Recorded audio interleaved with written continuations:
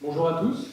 Je vais vous faire une présentation d'une étude qu'on a réalisée avec un réseau d'agriculteurs par Decès Nature Environnement sur plusieurs années, entre 2015 et 2018, et qui vise à travailler avec un réseau d'agriculteurs pour les informer de la diversité qu'ils ont sur leur ferme. Donc la présentation elle va se dérouler un peu en deux temps. Déjà, dans un premier temps, un peu le contexte bocager dans lequel on se situe.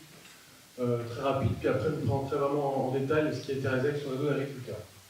Donc voilà, quand on parle des paysages bocagers, on a tendance à se focaliser sur la haie, qui est un élément structurant, mais ce paysage-là est vraiment remarquable et intéressant par la diversité des habitats qui le structurent. On parle notamment d'éco-complexes bocagers, donc avec la haie, mais avant tout un ensemble d'éléments qui interagissent ensemble dans l'espace et dans le temps, et qui ont été le plus souvent, dont leur origine sont en étroite relation avec les pratiques agricoles, notamment les mares, les prairies, les cultures, les étangs. Donc en France, même dans le monde, les bocages sont répartis, on en retrouve un peu partout, en Afrique du Nord, au Burkina Faso, au Maroc. Après, c'est des paysages qui sont quand même présents de manière importante en Europe de l'Ouest, notamment en France. Donc avec une grosse région dans le nord-ouest de la France, jusqu'à chez nous.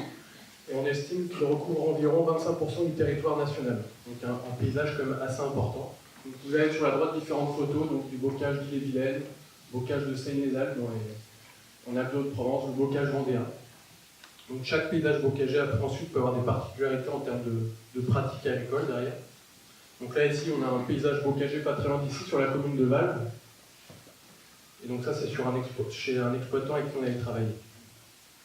Donc après en Poitou-Charentes, donc ça c'est issu du travail du conservateur d'espaces naturels qui avait fait un atlas des paysages. Donc c'est un paysage qui est présent sur 21% du territoire en Poitou-Charentes. Et en Deux-Sèvres, c'est une zone un paysage qui reste quand même assez omniprésent, même s'il évolue, on va le voir par la suite, puisqu'il occupe à peu près 50% du territoire. Donc il y a d'autres éléments connexes, comme je vous montrais, par rapport aux haies, il y a les mares qui sont des éléments très importants. On estime en Deux-Sèvres qu'il y a entre 15 000 et 18 000 mares, sachant qu'on a dû en perdre entre 30 et 40%. Donc ça vous donne une idée. Dans les systèmes bocagers, il n'y avait pas une mare par parcelle, mais pas loin en tout cas. C'est vraiment assez remarquable comme petit milieu. Donc ensuite, pour faire écho à ce qui a été dit hier, c'est un paysage, ça fait certainement partie des paysages qui ont évolué de manière la plus brutale ces 60 dernières années. Donc on estime la suppression de 40 à 80% des espaces bocagers en Europe. Et en France, il y a une suppression de 70% des haies depuis l'apogée du bocage dans les années 1900. Donc voilà, après différents travaux qui ont été menés dans différents départements, dans différents pays, et des travaux récents, là en Deux-Sèvres, montrent qu'on a environ 40% des haies qui ont disparu. En Vendée aussi, des travaux récents, on est à pas loin de 60%, en Loire-Atlantique, on approche les 65%. Donc voilà, c'est un paysage qui continue à évoluer par la suppression des haies notamment et d'autres éléments connexes comme les mares. Donc les conséquences sont multiples. Là, vous avez un exemple à Chandenier, pas très loin d'ici, où là, à gauche, vous avez une sorte de triangle délimité par un réseau de routes, où il y avait 25 parcelles en 1959. Et en 2002, on arrive à 2 parcelles avec un système de monoculture. On a eu cette suppression de 70% des haies. Donc ça, c'est vraiment sur les marges de transition entre la plaine et la gâtine, où on observe de manière régulière ce genre d'évolution. Pour observer ce genre de choses, je vous invite à aller voir le site de l'IGN, remonter le temps, qui permet vraiment de mettre en relation l'évolution passée et présente des paysages. Donc les conséquences après elles sont multiples sur les paysages, la biodiversité. Donc on a des dégradations quantitatives, donc avec la suppression totale d'habitats comme les haies, les mares. Une dégradation qualitative, ça j'ai envie de dire que c'est celle qui est la plus subtile à interpréter, mais qui aujourd'hui est certainement la plus impactante, notamment liée aux pratiques de gestion des haies.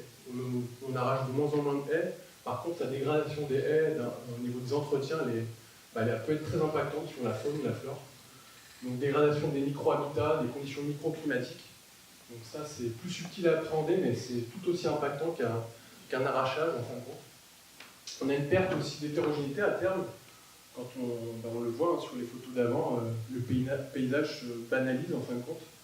On passe d'une mosaïque de parcelles à un système plus homogène dans les pratiques culturelles, un impact négatif qui sont constatés, hein, ça c'est le fruit de plusieurs études scientifiques qui ont été réalisées, qui montrent qu'il y a des impacts négatifs sur les densités, la diversité et la richesse en espèces, sur la génétique des populations aussi, donc sur les amphibiens notamment. Et à terme, ce qu'on a, on a une suppression des espèces qui dépendent d'éléments semi-naturels ou d'une diversité de culture, en fin de compte. Et on a un déclin des espèces animales rares ou spécialisées d'un habitat particulier, donc des espèces qui sont liées à, par exemple, à l'effet réseau des haies. Les amphibiens, par exemple, s'il n'y a plus de mares, ils sont incapables de boucler leur cycle de vie dans des paysages de monoculture, par exemple. Et donc on a vraiment un changement de la composition spécifique des espèces. On observe des espèces plus de zones de milieux ouverts, de plaines qui arrivent dans les espaces bocagés. Et on a aussi, ce qu'on constate aussi, c'est une banalisation des peuplements et des espèces adaptées aux perturbations qui apparaissent. Donc, par rapport à ce tableau, ce constat qui n'est pas très réjouissant, il y a quand même des modèles agricoles chez nous, des agriculteurs qui sont dans des dynamiques qui sont quand même, qui nous paraissent en tout cas pour l'association très intéressantes et qui, de notre point de vue, arrivent à concilier leurs pratiques agricoles, donc de l'économie, maintien du paysage et de la biodiversité. Donc nous, on a proposé à un réseau d'agriculteurs via le réseau Impact AgroBio de réaliser des diagnostics biologiques sur des fermes, tout simplement pour apporter de la connaissance. C'est souvent des agriculteurs qui, à nos yeux, font bien les choses, mais ils n'ont aucune connaissance sur la faune, la flore présente chez eux. Donc l'idée, c'était vraiment de leur apporter de l'information. Donc les fermes étudiées, ces 12 fermes ont été étudiées entre 2015 et 2017, donc c'était 6 fermes par an. Donc elles font en moyenne 72 hectares, donc ça c'est la taille moyenne des exploitations agricoles en bocage, donc avec des fermes jusqu'à 100 hectares. Donc une dominance d'élevage bovin, avec ce qui est intéressant, alors ça on l'a pas choisi, on a vraiment une diversité aussi en termes de races, quoi. Donc, on a 7 races qui étaient présentes, 3 fermes en élevage bovin, pareil avec plusieurs races, élevage caprin, élevage de volaille, élevage de porc, puis aussi un paysan boulanger qui est installé sur une exploitation agricole avec du bovin aussi. Donc là un petit portrait rapide, donc c'est des éleveurs qui sont en bio, parce que c'est un modèle qui nous paraît, alors pas forcément, enfin là ils ont le label, mais c'est un modèle agricole aussi par rapport à l'association qui nous paraît pertinent et en adéquation avec nos valeurs. C'est des agriculteurs aussi qui ont beaucoup de ventes directes, donc ça nous intéressait aussi pour avoir cette double sensibilisation aussi auprès des consommateurs. Donc on a peut-être quelques-uns. Et c'est aussi des agriculteurs qui sont diversifiés dans leurs pratiques. Donc il y en a par exemple qui commencent à faire de la quinoa chez nous pour en complément d'autres cultures. Et ces exploitations qui d'un point de vue je veux dire plus économique se portent vraiment bien. Donc voilà aussi un tableau des portraits des races avec qui on présente sur les fermes. Donc là, les inventaires qu'on a réalisés, bon, le but c'était de faire des inventaires assez light. On n'est pas parti dans des choses trop compliquées. Du coup, on a fait un inventaire de la flore, des habitats pour produire des cartographies. Donc ça s'est fait aussi en relation avec de nombreux bénévoles que je remercie aussi aujourd'hui. Donc on a inventorié en moyenne, donc ça c'est issu de 2 passages. Donc c'est vraiment, on a une faible pression d'observation. Mais on se rend compte quand même qu'avec une faible pression d'observation, on a observé quand même plus de 200 taxons de flore sur chaque ferme, avec un maximum de 250 taxons. Donc ça, c'est assez intéressant. Et si on fait la compilation de tout ça, on se rend compte qu'on a des espèces qui sont en liste rouge parfois, donc il y en avait 16 espèces, des espèces qu'on est déterminantes. Puis aussi, il y a un bon nombre d'espèces de flore qui n'ont pas de statut, mais qui sont en régression dans la région. Donc ça, c'est intéressant et ça reflète vraiment toute la problématique du bocage d'aujourd'hui. C'est qu'il n'y a pas d'espèces vraiment emblématiques qui attirent vraiment tout le regard sur ce paysage-là, mais que c'est des cortèges de plantes qui sont vraiment très intéressantes et qui sont en gros les communes, aux yeux du grand public, mais qui sont les futurs rares de demain dans nos mondes. Donc sur la faune, donc là on s'est intéressé à plusieurs groupes. Donc là les classiques, j'ai envie de dire, oiseaux, mammifères, etc. Donc là on a recensé un peu plus de 300 espèces sur seulement 7 groupes considérés. Et donc voilà, après on s'est intéressé aux papillons nus aussi sur certaines fermes, etc. Mais voilà, ce qu'il faut retenir, voilà, avec une faible pression d'observation, on se rend compte aussi de toute la richesse de ces paysages-là et de l'intérêt de conserver certains modes agricoles certaines pratiques agricoles pour maintenir ces cortèges qu'on qualifie souvent de fois de banals, mais qui reflètent toute la richesse de ces paysages. Donc ce qu'on a produit derrière, c'est une brochure synthétique pour chaque agriculteur, une note de synthèse de 12 pages. Donc on a édité en plusieurs exemplaires pour leur donner, pour eux, et qu'ils puissent le diffuser auprès de leurs acheteurs, pour ceux qui font de la vente directe. Donc ça synthétise toutes les connaissances sur la ferme, le linéaire de haies présent, le nombre de mares, les habitats. Tout bêtement, le linéaire de haies, il n'y a aucun agriculteur qui a été capable de me dire combien de linéaires de haies il avait sur sa ferme. Le nombre de mares, des choses comme ça. Ensuite, on a fait une restitution individuelle avec chaque agriculteur pour qui leur exposer un peu ce qu'on avait observé, répondre à leurs questions, répondre à d'éventuels questionnements par rapport à des mesures de gestion qui pouvaient être faites sur les haies, la gestion des ourlets, etc. Donc ça, c'est des moments toujours très riches, très intéressants. Ensuite, on a produit aussi des cartes à zéro qui peuvent trimballer sur le terrain quand ils accueillent des groupes ou quand ils font les marchés, qui resynthétisent tout ce qu'on a observé sur la ferme, toujours pour apporter de la connaissance.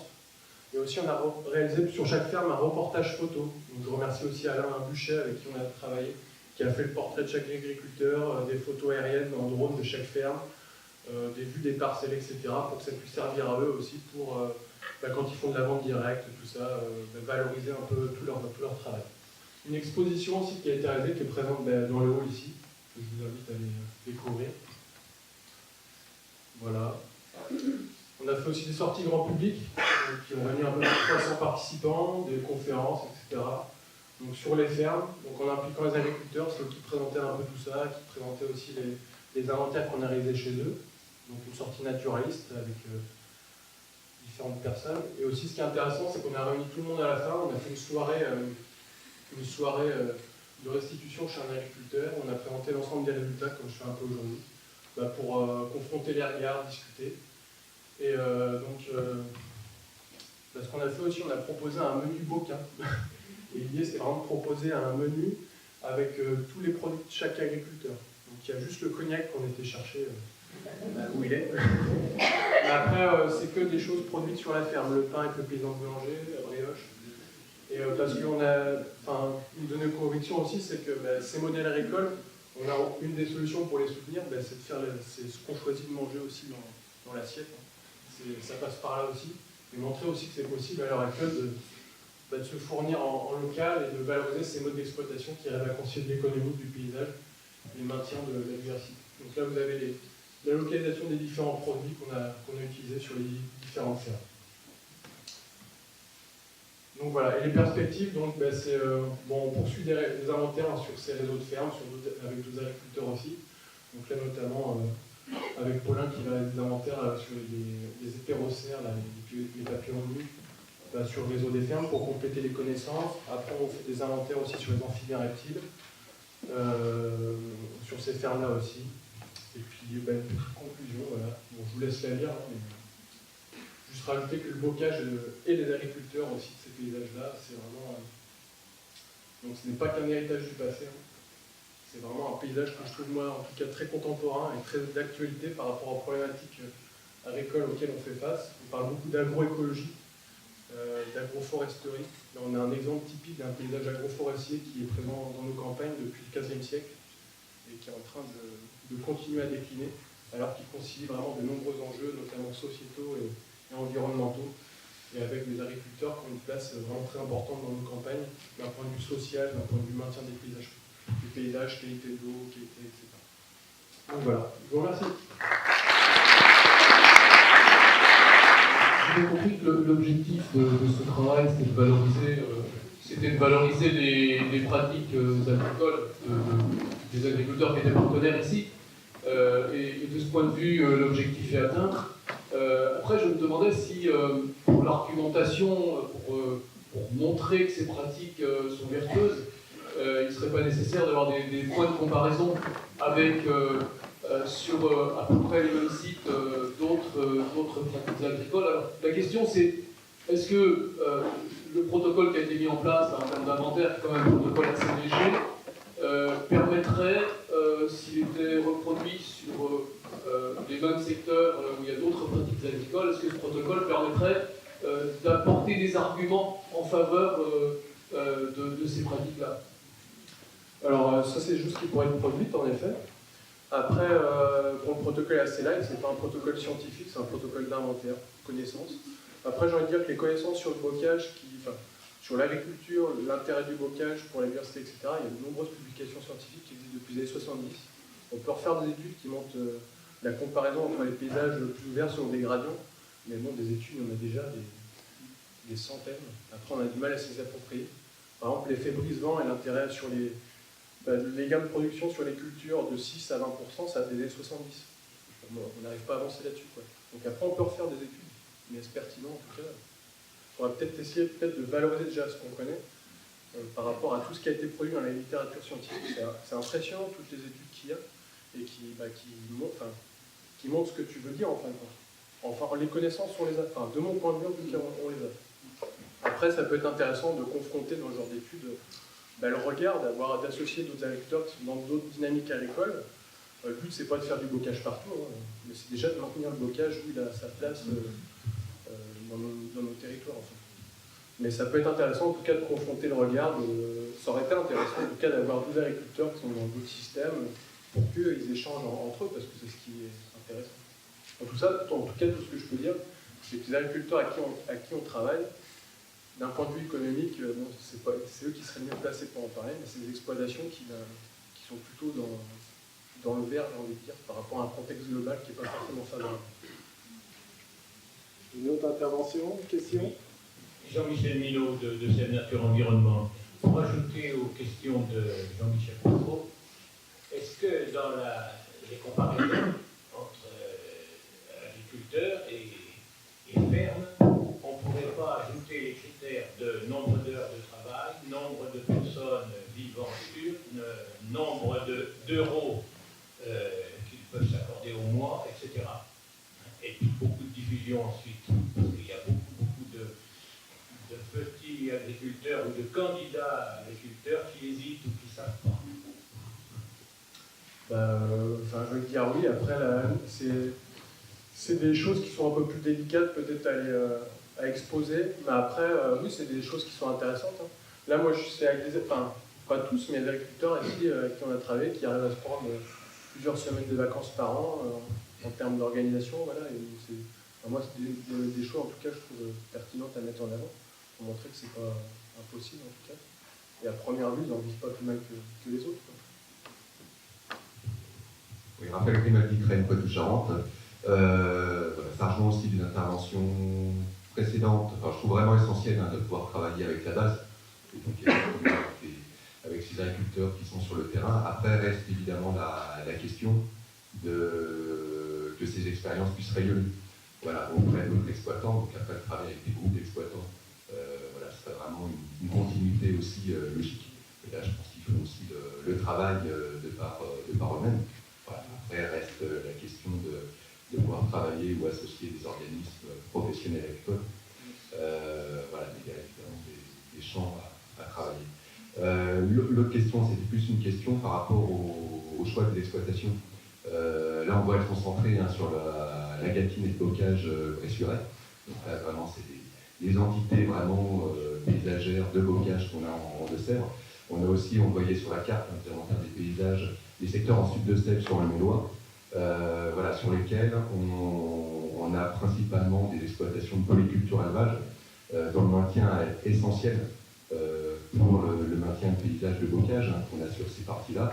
Comme dit en conservatoire des secteurs sur le Zay, sur Cuslat, Saint-René, Nicolas évoqueront tout à l'heure. Et on a vraiment des fortes inquiétudes par rapport aux disparitions des ateliers d'élevage sur ces secteurs-là, qui permettent aussi de valoriser l'herbe et maintenir prairie et bocage et la biodiversité qui est. Donc la question c'était, est-ce que c'était une volonté de départ vraiment de se centrer sur la gatine et le bocage pressuré, pourquoi effectivement pas dans un premier temps sur cette partie du sud de Sèvres, et est-ce qu'il y a des perspectives pour s'appuyer sur des expériences d'exploitation en sud de Sèvres qui sont présentes Donc, on avait une volonté d'être sur le massif armoricain. Après, c'était pas faire que ce soit un peu regroupé, avoir des îlots d'exploitation aussi, quoi. Après, voilà, ça serait vraiment intéressant de pouvoir poursuivre sur d'autres types, types d'exploitation dans d'autres secteurs, hein. Au contraire, après, se pose toujours la question des financements associés, les chercher, etc.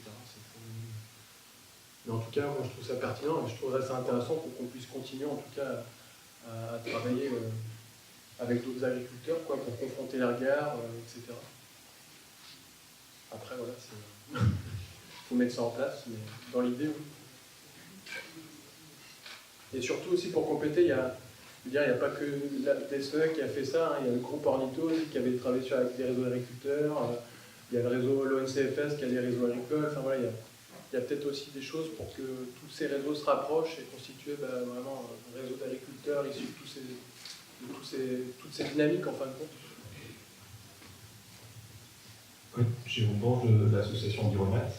Du coup, moi, je voulais savoir, en fait, dans l'idée justement qu'on parlait de milieux dégradés, et puis voilà, des milieux bien bocagés, en fait, si vous aviez pu suivre une plantation de haies, justement, sur l'évolution de la haie, voilà, pour partir d'un état initial et pour voir un peu comment vous pouvez mesurer l'évolution du milieu.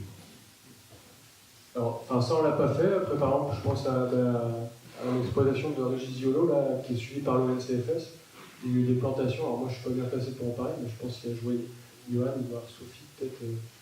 Il y a eu des plantations et suivent les communautés d'oiseaux en lien avec ces plantations, quoi. Donc il y a des choses qui existent. Après, ça n'a pas été fait, c'était pas l'objectif de travail, mais il y a des choses qui existent en tout cas pour mesurer la mise en place d'aménagements. On fait ça sur les mares, par exemple. Et sur les haies, voilà, il y a des choses qui existent. Après, je ne sais pas si vous voulez en parler. C'est une dernière question. Bonjour, Julien Ventoux, conservatoire Poitou-Charentes. Une question par rapport à la représentativité des exploitants. Est-ce que c'est 12 petits Indiens? Qu'est-ce qu'ils représentent par rapport au paysage agricole, au monde agricole? Est-ce qu'ils sont minoritaires ou est-ce que vous avez eu des difficultés à trouver ce panel? Alors, faut pas dans les agriculteurs avec qui on a travaillé, donc on avait fait passer une information via le réseau AgroBio. Donc il n'y a pas vraiment qui s'est manifesté quand même, ça faut le reconnaître. Ça passe aussi beaucoup par des réseaux qu'on connaît. Voilà, ça reste quand même un petit milieu. Après, faites quand même une dynamique autour du bio, de manière globale. Hein. Il y a plus de 80 exploitants agricoles en bio en 2018. Donc ils reflètent cette dynamique-là, j'ai envie de dire. Après, c'est les agriculteurs voilà, qui ont envie de s'impliquer, que c'est des curieux, j'ai envie de dire, ils ont envie de connaître un peu tout ça, quoi. Mais ils vont pas refléter ça reste quand même un petit foyer d'agriculteurs. Ils se connaissent tous, hein. C'est un petit. Ceux qui sont dans cette dynamique-là, voilà, il y en a plus qu'on croit, mais ils ne reflètent pas le modèle agricole en fin de compte, de toute la diversité agricole qui existe en fin de compte. Ils reflètent un modèle agricole que nous, en tout cas, on trouve pertinent en termes d'avenir. Une dernière. Bonjour, Jean-Raph Bastien, BTGPN. Nous, dans notre formation, on est sensibilisés à les intérêts des bocagers. Mais par quel moyen est-ce qu'on pourrait sensibiliser les jeunes agriculteurs qui sont encore en formation aux intérêts du bocage? C'est une très bonne question. Alors, je ne sais pas si c'est à moi de répondre. Moi, je trouve que c'est une question très pertinente. Hein. J'ai fait le même parcours, je suis passé par ici aussi. Moi, à l'époque, j'ai pas eu de tronc commun, c'est quelque chose que je regrette, hein. De tronc commun avec, par exemple, on s'est rendu modèle bocager sur l'intérêt du bocage pour l'université, mais aussi l'intérêt agronomique du bocage.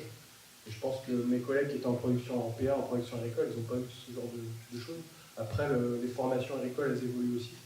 C'est quelque chose qui est de plus en plus intégré dans les référentiels, quoi. Et puis, c'est assez récent. Hein. On parle d'agroécologie maintenant, tout ça. Donc, j'ai bon espoir que ça évolue. Après, c'est une question pertinente, vraiment, et une question de fond pour. On ne peut pas demander à un agriculteur de garder d'essai s'il ne sait même pas à quoi ça sert. Le rôle brise-vent est un exemple. Travaux de l'INRA des années 70. On continue à arracher alors qu'il y a des gains de production qui sont montrés de manière scientifique, qui ont été reproduits dans d'autres pays. Et voilà, on continue à ne pas les valoriser. Une dernière petite question. Oui, sur la présentation d'Alexandre, je voulais juste présenter un bref témoignage. Je fais partie en Gâtine d'une association qui avait pris il y a quelques années la décision d'intervenir pour la protection des haies. Et nous étions aussi sollicités par la DDT à l'époque pour identifier des arrachages trop massifs, parce que la DDT dans les Deux-Sèvres avait envie, suite au changement de réglementation, de choisir quelques mauvais clients, mauvais agriculteurs, pour montrer l'exemple, pour alerter la profession sur le changement de réglementation. C'est-à-dire qu'il fallait désormais au minimum signaler à la DDT le projet d'arrachage et effectivement, s'il y avait une protection, c'était un peu plus compliqué avec des contraintes en termes de replantation, etc. Par contre, ce que nous avons découvert, c'est après avoir signalé une douzaine d'agriculteurs mauvais toucheurs et arracheurs massifs, et ceci depuis quelques années, nos documentations, nos photos, etc., explications n'ont pas été utilisées pour faire ce qui avait été annoncé par la communauté. La communauté nous a dit malheureusement la procédure n'était pas aboutie de leur côté et ils n'ont pas pu utiliser cette affaire, ces informations. Ce que nous avons découvert aussi, c'est que nous avons contacté aussi des municipalités, nous avons travaillé avec les mairies, etc. Les mairies nous ont fait part du sentiment que l'administration ne les avait pas suffisamment informés, qu'ils avaient eu plein de retours de la part des agriculteurs entiers, mais mal informés.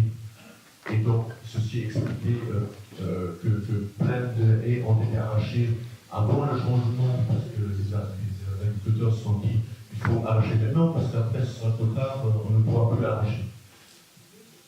Ce n'était pas l'impossibilité d'arrachage qui attendait les agriculteurs, il fallait juste annoncer l'arrachage pour informer l'administration. Et le dernier point, pour moi très important, c'est que on constate malheureusement, y compris dans l'ouvrage Gâtinais, de plus en plus d'arrachage sous la forme d'une extermination de la haie. On laisse juste quelques centimètres. Donc, je voulais poser la question, est-ce qu'il n'y a pas une évolution positive pour cela? Parce que ça sert à quoi d'autoriser la quasi-élimination de la haie, vu le peu d'intérêt que cela pour la biodiversité derrière. Est-ce que ça bouge un peu sur le plan de la réglementation? Parce que sinon, on va continuer de voir de plus en plus des haies qui n'existent quasiment plus, mais qui sont autorisées, pour lesquelles ce traitement est autorisé. Est-ce que tu peux répondre En temps de réponse, moi. Est-ce que la question était plus longue que la réponse? Après, au niveau réglementaire, je pense que physiquement, elles sont encore là. Après, c'est tout le côté pervers des choses, enfin, plus subtil quoi, à prendre, c'est que elle est physiquement encore là, sauf qu'elle n'a plus aucune fonctionnalité. Quoi. Mais d'un point de vue réglementaire, pour moi, il n'y a pas de. Enfin, après, Sophie, tout ça, pour moi, il n'y a pas d'outil en fait. Bien. Merci, on peut l'applaudir.